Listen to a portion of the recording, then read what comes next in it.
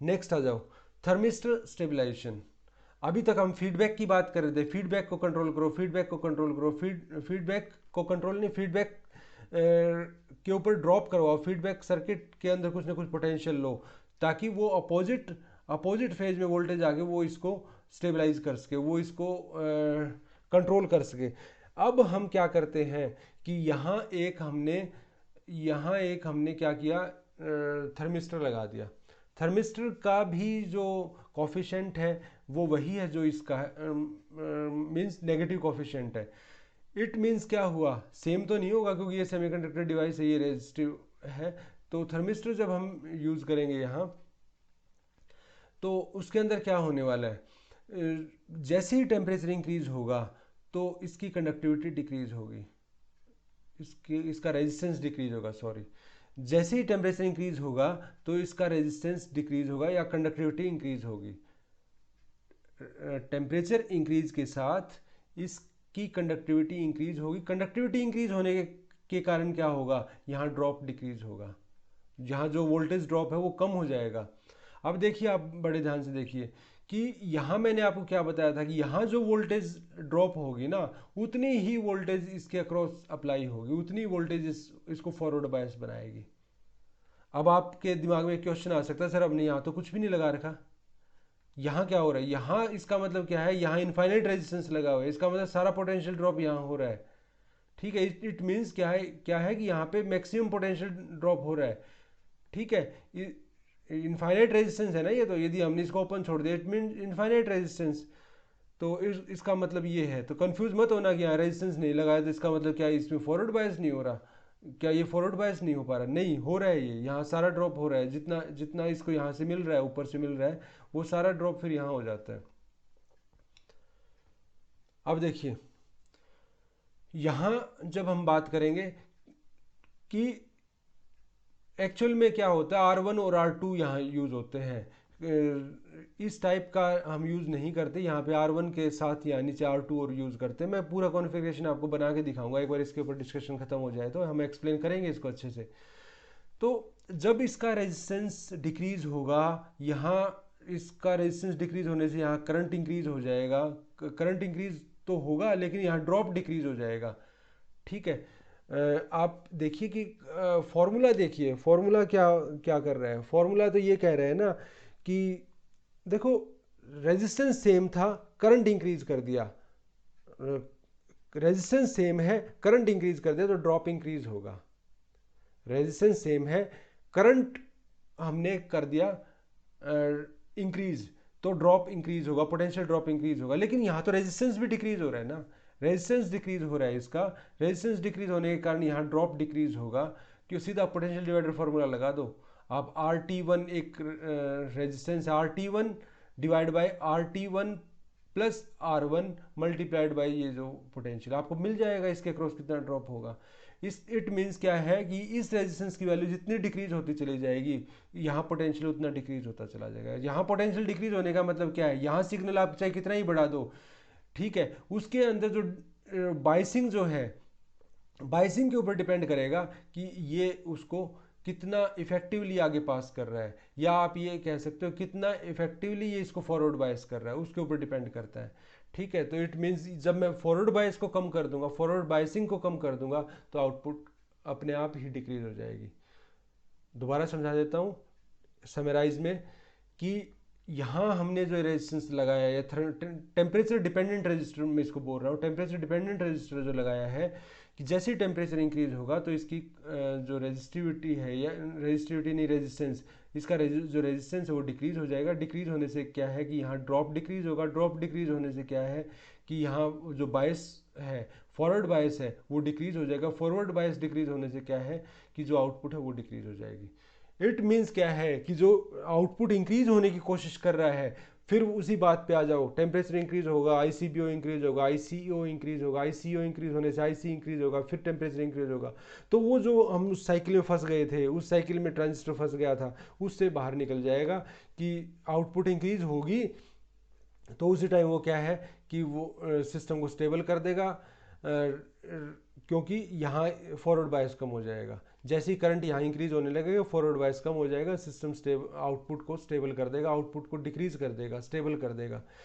कोई इंक्रीज बढ़ती हुई चीज़ को जब मैं डिक्रीज कर देता है, इसका मतलब वो अपने पुराने लेवल पे ही आ जाएगी जहाँ वो चल रही थी। इसका मतलब ये है, ये नहीं है कि उससे पहले से भी ज़्यादा डिक्रीज कर देगा, वो हमारा रिक्वायरमेंट भी नहीं। हम चाहते हैं कि एक कांस्टेंट लेवल के ऊपर आए। एक कांस्टेंट लेवल मीन्स उसका बार बार फ्लक्चुएशंस ना हो उसके अंदर। ये थर्मिस्टर के बारे में मैंने एक्सप्लेन कर दिया है। उसके बाद आता है फॉरवर्ड बायस डायोड स्टेबलाइजेशन। ये डायोड किससे बना हुआ है? डायोड किससे बना हुआ है? सेमीकंडक्टर मटेरियल से। ये किससे बना? ये भी सेमीकंडक्टर मटेरियल से। इसका मतलब जो टेम्परेचर का इफेक्ट इसके ऊपर पड़ेगा वही इसके ऊपर पड़ेगा। यदि टेम्परेचर इंक्रीज होने से इसकी कंडक्टिविटी बढ़ रही है, इसका रेजिस्टेंस डिक्रीज हो रहा है, तो इसके साथ भी तो वही होने वाला है। इसका टेम्परेचर वेरी करेगा, जब टेम्परेचर वेरी करेगा तो इसका भी तो जो रेजिस्टेंस है, रेजिस्टेंस है वो डिक्रीज हो जाएगा, इसका रेजिस्टेंस भी। तो इसके ऊपर और इसके ऊपर इफेक्ट सेम पड़ने वाला है। इट मीन्स क्या हुआ कि यहाँ जो ड्रॉप हो रहा है, यहाँ जो ड्रॉप होगा वो जैसे ही टेम्परेचर इंक्रीज होगा तो यहाँ ड्रॉप कम होना शुरू हो जाएगा, यहाँ ड्रॉप डिक्रीज हो जाएगा। ड्रॉप डिक्रीज होने का मतलब क्या है कि यहाँ जो फॉरवर्ड बायस है वो डिक्रीज हो जाएगा। फॉरवर्ड बायस डिक्रीज होने का मतलब क्या है कि जो आउटपुट है वो डिक्रीज हो जाएगी। ठीक है, हो गई स्टेबलाइजेशन। अभी हमने थर्मिस्टर में भी लगभग यही पढ़ा था और यही यहाँ है, लेकिन कंसेप्ट थोड़ा बदल गया क्योंकि वहाँ थर्मिस्टर लगा हुआ था, यहाँ ये डायोड लगा हुआ है, फॉरवर्ड बायस में लगा हुआ है। अब आगे क्या होगा, इसको रिवर्स बायस में लगा दिया। देखिए रिवर्स बायस में क्या होता है, एक आपने पढ़ा होगा जब डायोड रिवर्स बायस कैरेक्टरिस्टिक आप देखते हो, डायोड की रिवर्स बायस कैरेक्टरिस्टिक देखते हो तो आपने कुछ है इस तरीके का, सॉरी, ये डायोड की रिवर्स कैरेक्टरिस्टिक है। ये लाइन वोल्टेज की है और ये करंट की है। ठीक है, यहाँ इस एक्सिस के ऊपर करंट है और इस एक्सिस के ऊपर, यहाँ इस एक्सिस के ऊपर V है, वोल्टेज है। तो आपने इस टाइप की कैरेक्टरिस्टिक देखी होगी। तो ये जो करंट है ना, ये लगभग स्टेबल होता है। ये यहाँ से इंक्रीज हुआ और उसके बाद इंक्रीज नहीं होगा, ये लगभग स्टेबल चलेगा, लगभग कांस्टेंट चलेगा। इसको बोलते हैं रिवर्स सैचुरेशन करंट। तो रिवर्स करंट तो समझ आता है, लेकिन सैचुरेशन वर्ड क्यों आ गया? ठीक है, रिवर्स तो आपको समझ आया, कभी सोचा आपने इसके बारे में कि इसको रिवर्स सैचुरेशन करंट क्यों बोलते हैं? इसको रिवर्स सैचुरेशन करंट इसलिए बोलते हैं क्योंकि being all the physical parameters constant, physical parameters constant means environmental parameter बोलना चाहिए। Being all the environmental parameters, जिसमें टेम्परेचर मेन है, कांस्टेंट रहते हुए इसके अंदर जो करंट है वो कांस्टेंट होता है। इसके अंदर करंट कांस्टेंट होता है। ये तब है जब ये कांस्टेंट टेम्परेचर है, तो ये ग्राफ ऐसा आ रहा है। इट मीन्स क्या है, ये करंट क्यों होता है, ये करंट क्यों फ्लो करता है, आपको ये भी पता होगा। ये माइनॉरिटी कैरिज से करंट फ्लो करता है। ये जो करंट फ्लो कर रहा है वो किसके कारण कर रहा है? माइनॉरिटी कैरिज के कारण। और ये सैचुरेशन, रिवर्स सैचुरेशन करंट इसलिए बोलते हैं क्योंकि ये कांस्टेंट टेम्परेचर के ऊपर होता है। कांस्टेंट टेम्परेचर के ऊपर बात करें तब ये कांस्टेंट होता है, अदरवाइज कांस्टेंट नहीं होता ये। फिर क्या होगा, अदरवाइज ये इंक्रीज करेगा, क्योंकि ऑब्वियस सी बात है कि यदि माइनॉरिटी कैरिज इंक्रीज करेंगे तो ये भी इंक्रीज करेगा। तो यही कंसेप्ट हमने यहाँ यूज़ किया है, यही चीज़ हमने यहाँ यूज़ की है कि यहाँ कुछ ड्रॉप हो रहा है, वो ड्रॉप कुछ करंट फ्लो कर रहा है, यहाँ कुछ करंट फ्लो कर रहा है। कितना करंट फ्लो कर रहा है? एक बहुत लो करंट फ्लो कर रहा है, लो करंट फ्लो कर रहा है।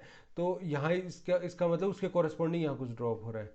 जैसे ही टेम्परेचर इंक्रीज होने लगा, मैंने आपको बताया, जैसे ही टेम्परेचर इंक्रीज होने लगा तो रिवर्स बायस के अंदर जो करंट होता है डायोड के अंदर, वो माइनॉरिटी कैरियर्स के कारण ही होता है। और माइनॉरिटी कैरियर्स ऑब्वियस सी बात है, जैसे ही टेम्परेचर इंक्रीज होगा माइनॉरिटी कैरियर्स इंक्रीज होंगे। और माइनॉरिटी कैरियर्स जब इंक्रीज होंगे तो उससे क्या होगा, माइनॉरिटी कैरियर्स इंक्रीज होने के साथ क्या होगा कि इसके अंदर करंट इंक्रीज होगा। और इसके अंदर जब करंट इंक्रीज होगा तो इसका मतलब इस पूरी ब्रांच के अंदर करंट इंक्रीज हो रहा है। इस पूरी ब्रांच में जब करंट इंक्रीज होगा, इसका मतलब क्या है, यहाँ पोटेंशियल ड्रॉप यहाँ इंक्रीज हो जाएगा। यहाँ पोटेंशियल ड्रॉप इंक्रीज होगा, इसका मीनिंग क्या है कि यहाँ पोटेंशियल ड्रॉप डिक्रीज हो जाएगा। समझ आ गया? टेम्परेचर इंक्रीज होने के साथ इसमें करंट इंक्रीज होता है, करंट इंक्रीज होने के साथ इस ब्रांच में भी नेट करंट इंक्रीज होता है।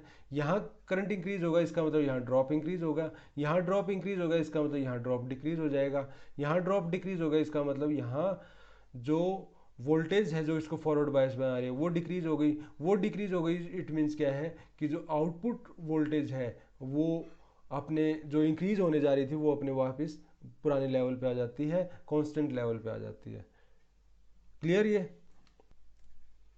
ठीक है, ये मैं यहाँ एक्सप्लेन कर दिया ऑलरेडी पहले मैंने ये चीज़। अब आ जाओ नेक्स्ट के ऊपर। ये डबल डायोड का कंसेप्ट है, दोनों कंसेप्ट हमने यूज़ कर लिए। ठीक है, हमने फॉरवर्ड बायस में भी यूज़ कर लिया और हमने रिवर्स बायस वाला भी यूज़ कर लिया, दोनों कंसेप्ट यूज़ हो गए हमारे यहाँ पर। फॉरवर्ड बायस के अंदर जो हम कहते हैं कि इसका जो रेजिस्टेंस है वो ये भी सेमीकंडक्टर से बना है, ये भी सेमीकंडक्टर से बना है, तो इसके अंदर यहाँ जो इफेक्ट पड़ेगा वो इफेक्ट यहाँ पड़ेगा। और दूसरा मैंने यूज़ किया कंसेप्ट रिवर्स सेचुरेशन करंट का, कि रिवर्स सेचुरेशन वाला कंसेप्ट, यहाँ दोनों कंसेप्ट आ गए। अब आते हैं हीट सिंक के ऊपर। हीट सिंक क्यों यूज़ करते हैं कि जो टेम्परेचर इंक्रीज हो रहा है, जैसे ही करंट फ्लो करता है किसी ट्रांजिस्टर के अंदर, तो टेम्परेचर तो इंक्रीज होगा करंट फ्लो करने से। टेम्परेचर इंक्रीज होगा तो उसके लिए हमने बाइसिंग भी कर दी, उसका इफेक्ट ना पड़े, लेकिन टेम्परेचर जो चेंज हो, टेम्परेचर के अंदर जो वेरिएशन आ रहा है, हम चाहते हैं वो कूलिंग भी होती रहे। कूलिंग होती रहे तो उसके साथ हम क्या करते हैं, हीट सिंक यूज़ करते हैं। हीट सिंक यूज़ करते हुए ये चीज़ ध्यान रखनी चाहिए कि हीट डेसिपेशन तब ज़्यादा होती है जब एरिया ज़्यादा हो। जब एरिया ज़्यादा हो, यदि आपको हीटिंग के बेसिक कंसेप्ट पता है, हीट कितनी डेसिपेट हो रही है, तो उतना यदि आपको कंसेप्ट पता है तो आप ये समझ सकते हैं कि जितना एरिया ज़्यादा होगा उतना हीट डेसिपेट ज़्यादा होगी। अब देखिए, आप गर्मियों में बात करते हैं, गर्मियों में यदि आपको गर्मी बहुत लग रही है तो आप क्या करोगे, बेड पे लेट के पूरे फैल जाओगे, पूरे हाथ भी साइड में फैला लोगे, पैर भी फैला लोगे। उससे क्या है कि आप अपना एरिया बढ़ा रहे हो हीट डेसिपेट करने के लिए, आपकी बॉडी की हीट बाहर निकलने के लिए, हीट, ताकि आपको गर्मी ना लगे। ठीक है। और सर्दी में क्या करोगे, सर्दी में सिकुड़ के लेट जाओगे, बिल्कुल सिकुड़ के, पैर भी बिल्कुल पेट के साथ मिला लोगे। ठीक है, क्यों करते हो ऐसा, ताकि आपका एरिया कम हो जाए, आपकी बॉडी का एरिया कम हो जाए। आप अपने सारे बॉडी पार्ट्स को इस तरीके से इकट्ठा कर लोगे कि आपका जो एनवायरनमेंट के साथ जो एरिया है, जो बाहर के एनवायरनमेंट के साथ एरिया है, वो कम से कम हो। तो इसका मतलब क्या है, आप अपनी बॉडी की हीट डेसिपेट कम से कम करने की कोशिश करते हो। समझ आ गई ये चीज़ कि एरिया जब ज़्यादा होगा, एरिया कॉन्टेक्ट में जब एनवायरनमेंट के ज़्यादा होगा तो हीट डेसिपेशन इंक्रीज होगी। तो वही चीज़ करते हैं कि स्ट्रक्चर सीधा ना बना के इस तरीके से फिन्स बना देते हैं। आपने एसी के पीछे भी देखा होगा, फिन्स होती हैं। तो फिन्स क्यों बनाते हैं, ये फिन्स जो बन जाती हैं क्यों बनते हैं, एरिया ऑफ क्रॉस सेक्शन बढ़ाने, एरिया बढ़ाने के लिए, एरिया ऑफ कॉन्टैक्ट बढ़ाने के, क्रॉस सेक्शन नहीं, एरिया ऑफ कॉन्टैक्ट इंक्रीज करने के लिए। एरिया ऑफ कॉन्टैक्ट जितना ज़्यादा होगा उतना बेटर कूलिंग आपको मिलेगी। ठीक है, ये सब चीज़ हो गई। अब हम कपलिंग एम्पलीफायर की बात करते हैं। कपलिंग को डिस्कस करने से पहले मैं आपको एक बार ट्रांजिस्टर का पूरा स्ट्रक्चर बता देता हूँ कि फाइनली हम किस स्ट्रक्चर के ऊपर पहुँचे। मैं उस स्ट्रक्चर को एक बार डिस्कस कर लेता हूँ आपसे। ये देखिए, ये मैंने मोस्ट कॉमनली यूज़ होने वाला सर्किट बना दिया ट्रांजिस्टर का, ट्रांजिस्टर एम्पलीफायर का। ये आगे भी आएगा, आगे भी हम स्टडी करेंगे, लेकिन फ़िलहाल ये समझ लीजिए R1 और R2 मैंने लगाए यहाँ। वो उस इसलिए लगाए हैं कि ये जो वोल्टेज है ये हाई वोल्टेज लगाते हैं हम। हाई वोल्टेज का मतलब क्या है कि जितनी इसको रिक्वायर्ड नहीं होती उतना। हाई का मतलब ये होता है 12 वोल्ट, 10 वोल्ट, 12 वोल्ट इसके अराउंड लगाते हैं, 15 वोल्ट तक भी यूज़ करते हैं हम। ठीक है, ओपैम्प की बात करें 25 वोल्ट तक भी यूज़ करते हैं। तो मीन्स लगभग इतना ही रहता है, इससे बहुत ज़्यादा नहीं। लेकिन इसको रिक्वायर्ड तो 3 वोल्ट तक ही होता है, 2-3 वोल्ट तक ही होता है, उससे ज़्यादा रिक्वायर्ड नहीं होता। इट मीन्स क्या है कि जो इतने हाई वोल्टेज को क्या है कि ये लो वोल्टेज करेगा, इस लेवल तक लेके आएगा। ठीक है, आप ये कह सकते हैं फॉरवर्ड बायस वोल्टेज को कंट्रोल करता है ये सर्किट, मीन्स R1 और R2। RC हम आउटपुट के लिए लेते हैं, वो मैं बताऊंगा अब कैसे लेते हैं, पूरा एक्सप्लेन करूंगा। जो CB है, CB बाईपास कैपेसिटर और RE फीडबैक रजिस्टर है, ये बाईपास कैपेसिटर है। ठीक है, और ये मैं डिस्कस कर चुका हूँ। CC क्या है, कपलिंग कैपेसिटर है। कपलिंग कैपेसिटर क्या है, क्या काम करता है कि वो कि जो ये अंदर सर्किट है उसको और बाहर को आइसोलेटेड रखता है with respect to DC signal. Is it clear? यहाँ से कोई DC कंपोनेंट अंदर ना जाए और अंदर का कोई DC कंपोनेंट बाहर ना जाए। डीसी सिग्नल जीरो फ्रिक्वेंसी का, या आप ये कह सकते हो बहुत लो वोल्टेज के जो सिग्नल है वो ना पास करें, ठीक है। और ऐसे ही ये कपलिंग है कि यहाँ का जो डीसी लेवल है वो बाहर ना जाए, इस लोड के थ्रू फ्लो ना करे वो। तो आप देखिए, और बाईपास कैपेसिटर मैं आपको बता ही चुका हूँ। ये सर्किट है जो मोस्ट कॉमनली यूज़ होता है, ये आगे भी आएगा, इसको आरसी कपलिंग बोलते हैं।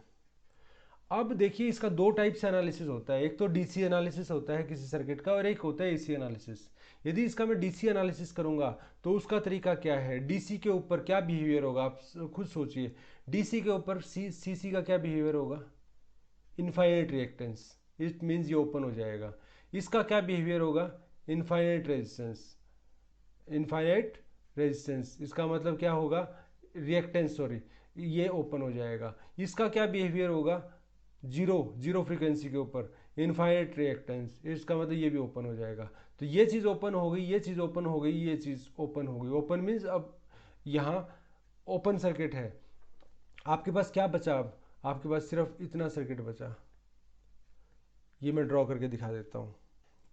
देखिए आप इस सर्किट को, ये इसके अंदर ये इनफाइनाइट हो गया, ये इनफाइनाइट हो गया, ये इनफाइनाइट हो गया। इट मीन्स हमारे पास ये सर्किट बचा। हमें क्यों ज़रूरत पड़ती है डीसी और एसी एनालिसिस अलग अलग करने की, हमें ये पता होना चाहिए, हमें ये चीज़ क्लियर होनी चाहिए कि डीसी का सिग्नल के लिए ट्रांजिस्टर का बिहेवियर क्या होगा और एसी सिग्नल के लिए ट्रांजिस्टर का बिहेवियर क्या होगा। ये हमारे दिमाग में क्लियर इमेज होनी चाहिए, ठीक है। और ये आप तभी समझ पाते हो जब आप इसको अलग अलग एनालिसिस करते हो। आपने सुपरपोजिशन थ्योरम पढ़ी होगी, ठीक है। उसके अंदर क्या करते हैं आप, उसमें यही तो करते हैं कि यदि एक से ज़्यादा सोर्स लगे हुए हैं तो एक बार में एक सोर्स को कंसिडर करके हम उसका इफेक्ट देखते हैं सर्किट के ऊपर क्या होता है, और फिर नेट इफेक्ट हम देख लेते हैं कि नेट इफेक्ट क्या होगा।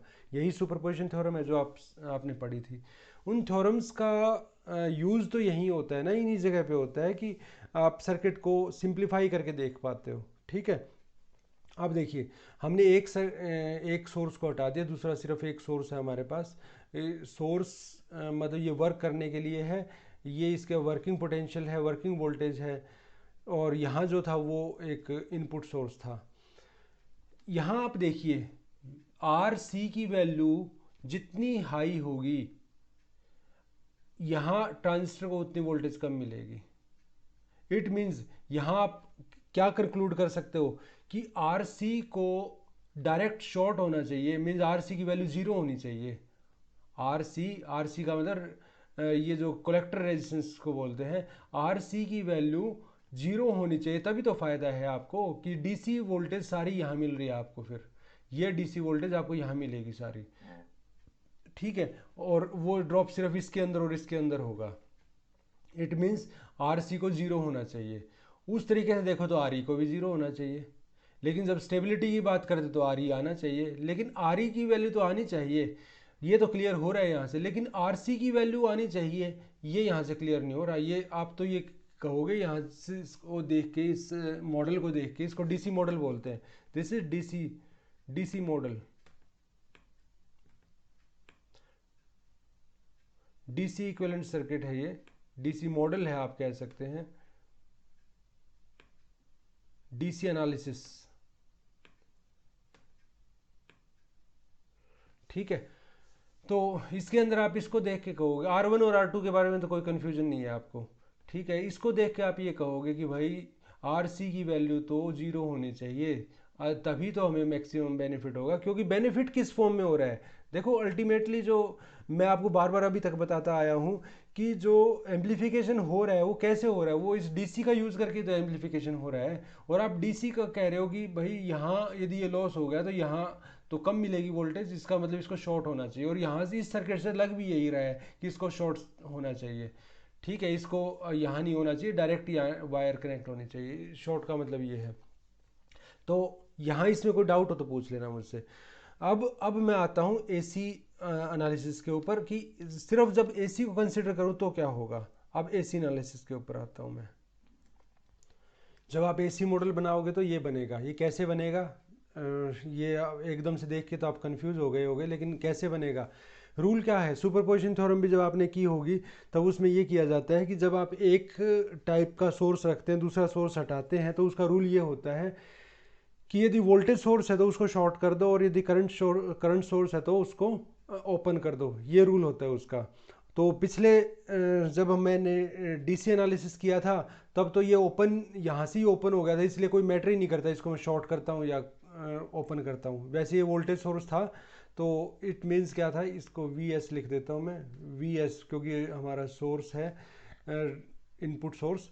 तो रूल तो यही कहता है कि जब आप एक वोल्टेज सोर्स रख रहे हैं दूसरे को हटा रहे हैं तो हटाने का मतलब क्या होता है, उसको शॉर्ट कर दो। लेकिन यहाँ से तो शॉर्ट कर दिया, लेकिन ये वहाँ जब मैंने डीसी कंपोनेंट की बात की थी, डीसी मॉडल की बात की, तब ये ओपन हो गया था। ये ओपन होने का मतलब क्या है कि चाहे अब ये शॉर्ट रहे या ओपन रहे कोई फ़र्क तो पड़ता ही नहीं, क्योंकि ये तो हट गया, ये डिस्कनेक्ट हो गया ये चीज़। तो इसलिए मैंने इसको शो ही नहीं किया था। लेकिन रूल ये है कि जब भी किसी करंट सोर्स को यदि आपको हटाना, सुपरपोजिशन थ्योरम की बात कर रहा हूँ, यदि करंट सोर्स को आपने हटाना हो तो उसको ओपन करके हटाते हैं, यदि वोल्टेज सोर्स को हटाना हो तो उसको शॉर्ट करके हटाते हैं। तो यदि मैं इसको यहाँ हटाऊंगा इस वोल्ट, अब हम क्या करते हैं, एसी मॉडल बना रहे हैं। एसी मॉडल बना रहे हैं इसका मतलब क्या है कि मुझे डीसी को सोर्स को हटाना है, डीसी सोर्स को हटाना है, इसका मतलब शॉर्ट करना है। शॉर्ट करना है का मतलब क्या है, शॉर्ट करना का मतलब ये है कि इसको यहाँ से कनेक्ट कर दो, इसको डायरेक्टली इसको इससे कनेक्ट कर दो, शॉर्ट कर दो, ये पकड़ा और यहाँ मिला दिया।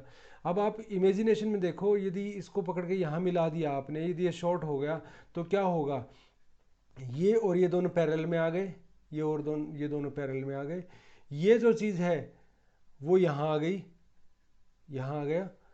ये जो कैपेसिटर है, यदि मैं सिर्फ एसी की बात कर रहा हूँ तो इसका मतलब एसी के लिए हाई फ्रीक्वेंसी एसी के लिए एज ए शॉर्ट सर्किट काम करेगा, इसलिए मैंने ये भी हटा दिया, इसको शॉर्ट सर्किट दिखा दिया, शॉर्ट सर्किट दिखा दिया।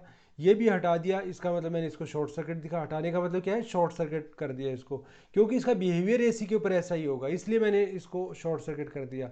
और इसका बिहेवियर कैसा होगा, ये भी एज ए शॉर्ट सर्किट काम करेगा। यदि ये शॉर्ट सर्किट का मतलब मैं ये कह रहा हूँ कि very low reactance, very low reactance का मतलब क्या है कि ऑलमोस्ट शॉर्ट सर्किट। ठीक है, 100% शॉर्ट सर्किट तो हो ही नहीं सकता, लेकिन ऑलमोस्ट शॉर्ट सर्किट हम बोलते हैं, आइडियल कंडीशन को लेके चलते हैं। तो ये भी लो रिएक्टेंस है। ये लो रिएक्टेंस का मतलब करंट यहाँ से फ्लो करेगा, यहाँ से फ्लो नहीं करेगा, इसका मतलब ये इसका भी कोई मीनिंग नहीं रहा, करंट सारा यहाँ से फ्लो कर रहा है और यहाँ से फ्लो कर रहा है, इसका मतलब ये शॉर्ट सर्किट पाथ।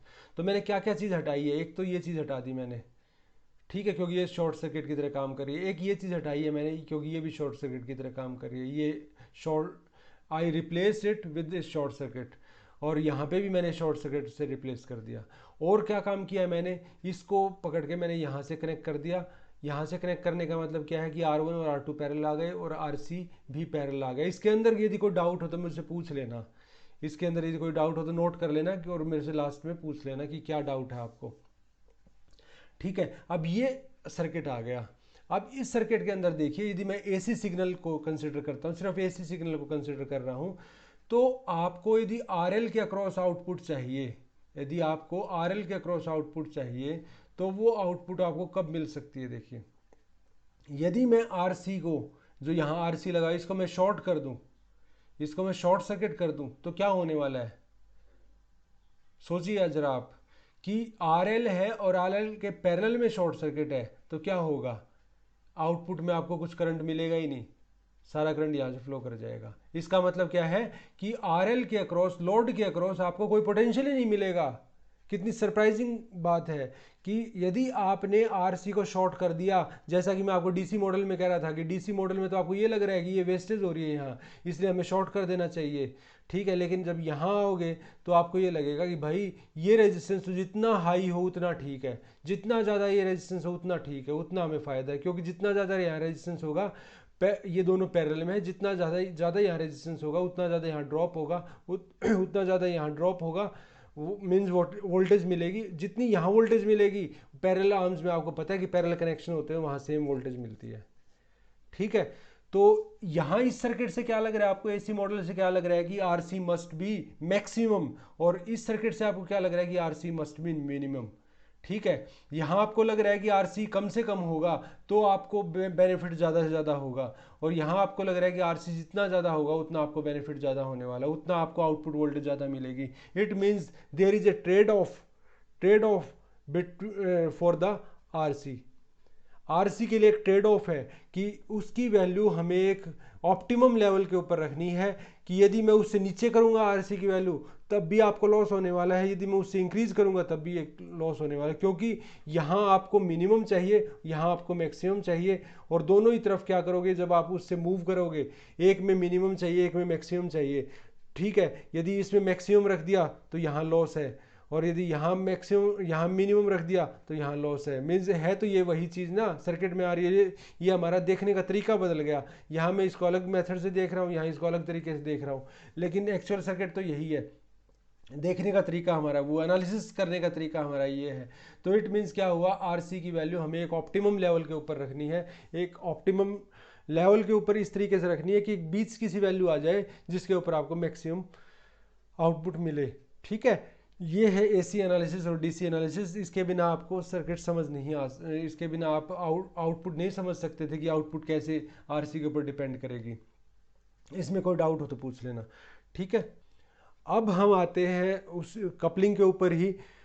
कपलिंग के बहुत से मेथड पढ़ेंगे हम, और लेकिन उससे पहले ये समझ लो कि जब भी हम किसी इलेक्ट्रॉनिक इक्विपमेंट की बात करते हैं, चाहे आप रेडियो की बात कर लो, चाहे आप जो आपके पब्लिक एड्रेसिंग सिस्टम आते हैं, ठीक है, उनकी बात कर लो, जैसे आप माइक से बोलते हो और स्पीकर में सुनता है, उसको पब्लिक एड्रेसिंग सिस्टम बोलते हैं। आप उनकी बात कर लो, टीवी की बात कर लो, रेडियो की बात कर लो, किसी भी चीज़ की बात कर लो, वहाँ सिंगल एम्पलीफाइंग स्टेज से काम नहीं चलता, वहाँ मल्टीपल एम्पलीफाइंग स्टेज होती हैं, और वो जो मल्टीपल एम्पलीफाइंग स्टेज हैं वो मिलके क्या करती हैं, आपको डिजायर्ड गेन देती हैं, आपको डिजायर्ड गेन मिलता है उनसे। तो वो मल्टीपल जो स्टेजेस हैं वो एक दूसरे के सीरीज में यूज़ होती हैं, एक दूसरे के जब सीरीज में यूज़ होती हैं तो उनको हम बोलते हैं कैस्केड के अंदर हम यूज़ कर रहे हैं। और कैस्केड के अंदर जब हम गेन की बात करते हैं तो वो जो उनका गेन होता है वो मल्टीप्लाई हो जाता है गेन, ये गेन ये गेन ये गेन, फर्स्ट स्टेज का गेन, सेकंड स्टेज का गेन, थर्ड स्टेज का गेन। फॉर एग्जांपल यदि फर्स्ट स्टेज का गेन 10 है और सेकंड स्टेज का भी 10 है, थर्ड स्टेज का भी 10 है गेन, तो 10 इंटू 10 इंटू 10 1000 गेन हो जाएगा। ठीक है, 1000 गेन हो जाएगा। ये कुछ जाना पहचाना सर्किट है ना। ठीक है, बस यहाँ हमने वो रेजिस्टेंस नहीं लगा रखा, यहाँ रेजिस्टेंस नहीं लगा रखा, अदरवाइज तो जाना पहचाना है, एक रेजिस्टेंस यहाँ भी होना चाहिए तो वो भी नहीं लगा रखा। ये तो कपलिंग दूसरे तरीके की यूज़ की है, अदरवाइज मैंने वो आरसी कपलिंग अब बताई थी, इसकी बात आगे करेंगे। अभी ये देखिए 10 इंटू 10 इंटू 10 1000 गेन हो गया। अब कपलिंग किस टाइप की यूज़ होती है, डायरेक्ट कपलिंग यूज़ होती है, आरसी कपलिंग यूज़ होती है, एलसी कपलिंग यूज़ होती है, और ट्रांसफार्मर कपलिंग यूज़ होती है। 3 टाइप की कपलिंग यूज़ करते हैं हम। ठीक है, तो डायरेक्ट कपलिंग आप यहाँ देख सकते हैं। डायरेक्ट कपलिंग के अंदर सिर्फ ये होगा जिसको मैंने आरसी लिखा था, सिर्फ यही होगा, ये वाला नहीं होगा, यहाँ कैपेसिटर नहीं होगा, यहाँ कैपेसिटर नहीं है, यहाँ इनपुट पे कैपेसिटर नहीं है, यहाँ पे आप इनपुट वोल्टेज लगाते थे ना तो वो नहीं है। यहाँ ये जो सेकंड दिखाया है ये आरसी कपलिंग दिखाया है, और जो ये थर्ड दिखाया है ये एलसी कपलिंग दिखाया है, एलसी कपलिंग, और ये फोर्थ जो दिखाया है ये ट्रांसफार्मर कपलिंग दिखाया है। अब आपके दिमाग में एक क्वेश्चन आएगा कि भाई इतने टाइप की कपलिंग को पढ़ने की ज़रूरत क्या है, इतने टाइप की कपलिंग को स्टडी करने की ज़रूरत क्या है, आप एक ही टाइप की कपलिंग यूज़ करो ना, जो बेस्ट है वो यूज़ करो। उसके लिए मैं ये बोलना चाहूँगा, देखिए आपने ट्रेन देखी होगी, ट्रेन के अंदर क्या होता है कि एक ट्रेन होती है पैसेंजर ट्रेन और एक होती है गुड्स ट्रेन, जो मालगाड़ी जिसको बोलते हैं गुड्स ट्रेन। ठीक है, जो गुड्स ट्रेन है उसके अंदर आप ये देखिए कि उसको ध्यान से देखना कि उसका एक कंपार्टमेंट, एक डिब्बा दूसरे डिब्बे से कैसे जुड़ा होता है, एक कंपार्टमेंट दूसरे कंपार्टमेंट से कैसे जुड़ा होता है। वो एक सिंपल हुक होता है, सिंपल हुक डाल दिया और वहाँ वो उसे कपलिंग कर दिए, एक कंपार्टमेंट की दूसरे कंपार्टमेंट से कपलिंग कर दी। इस तरीके से आपने 50 कंपार्टमेंट्स जोड़ दिए और एक मालगाड़ी तैयार हो गई, एक गुड्स ट्रेन रेडी हो गई। ठीक है, अब देखिए अब बात कीजिए पैसेंजर ट्रेन की। पैसेंजर ट्रेन की जब आप बात करते हो तो उसके अंदर क्या है, हुक तो यूज़ हुआ ही है कपलिंग के साथ, लेकिन वहाँ पर साथ में 2 शॉकर भी यूज़ हुए हैं। ठीक है, शॉकर्स यूज़ होते हैं दो। पैसेंजर ट्रेन की जब आप बात करते हो, पैसेंजर ट्रेन के जब कंपार्टमेंट्स की कपलिंग करते हैं तो हुक तो यूज़ होगा ही, लेकिन साथ में उनके बीच में शॉकर्स यूज़ होंगे। कभी ध्यान से देखना आप उस जगह को। तो शॉकर क्या करते हैं कि जैसे ही ट्रेन को ब्रेक लगते हैं तो वो सारे इनर्शिया के इफेक्ट के कारण वो जल्दी से रुकते नहीं तो क्या करते हैं, एक दूसरे को हिट करने की कोशिश करेंगे। हिट करने की कोशिश करेंगे तो क्या होगा कि वो शॉक एब्जॉर्बर उस शॉक से बचा लेंगे, उस झटके से बचा लेंगे। गुड्स ट्रेन के अंदर क्या होता है, सीधे हुक होते हैं तो क्या होगा कि वो जर्क लगता है, वो पीछे तक वो जर्क जाता है जैसे ही वो ब्रेक लगते हैं। तो गुड्स ट्रेन के अंदर वीट के बैग्स भरे हुए हैं, बोरियां भरी हुई हैं, कोयला भरा हुआ है, कुछ भी उसमें फिल है, राइस भरे हुए हैं, कुछ भी भरा हुआ है, कोई फ़र्क नहीं पड़ता कि जब उसके ऊपर शॉक लगा, जब उसके ऊपर झटका लगा इनर्शिया के कारण, तो उसके ऊपर कोई इफेक्ट नहीं पड़ने वाला उनके ऊपर। तो इसलिए हम उसके अंदर उसको इग्नोर कर देते हैं। ठीक है। तो फिर क्या है, पैसेंजर ट्रेन के अंदर क्या है कि वो जो शॉक होते हैं वो पैसेंजर को अनकंफर्टेबल फील करवाएंगे, क्योंकि शॉक बार बार आएंगे, वो जब भी ब्रेक लेगी तो शॉक आएंगे, ज़बरदस्त शॉक आएंगे। ठीक है। तो उस चीज़ को अवॉइड करने के लिए वहाँ शॉक एब्जॉर्बर यूज़ करते हैं। तो आपके दिमाग में फिर ये आएगा भाई शॉक एब्जॉर्बर जब इतना अच्छा है तो उसको मालगाड़ी में भी यूज़ कर लो, गुड्स ट्रेन में भी यूज़ कर लो। लेकिन गुड्स ट्रेन के अंदर क्या है कि वहाँ हमारी रिक्वायरमेंट ही नहीं है। ऑब्वियस सी बात है कि यदि शॉक एब्जॉर्बर लगाओगे तो उसकी कॉस्ट बढ़ेगी, कॉस्ट इंक्रीज होगी। तो वहाँ हम मालगाड़ी में वो लगा के को अपनी कॉस्ट क्यों बढ़ाएं उसकी, हमें कॉस्ट भी कम रखनी है, हमें वहाँ वो चीज़ लगानी है जहाँ वो डिजायर्ड है। जहाँ डिजायर्ड नहीं है तो वहाँ क्यों लगाए। तो अब सिंपल हुक पैसेंजर ट्रेन में क्यों नहीं लगाया, वो आपको समझ आ गया कि वहाँ शॉक लगते, शॉक एब्जॉर्बर नहीं है उसमें, तो शॉक लगते पैसेंजर्स के लिए अनकंफर्टेबल होता।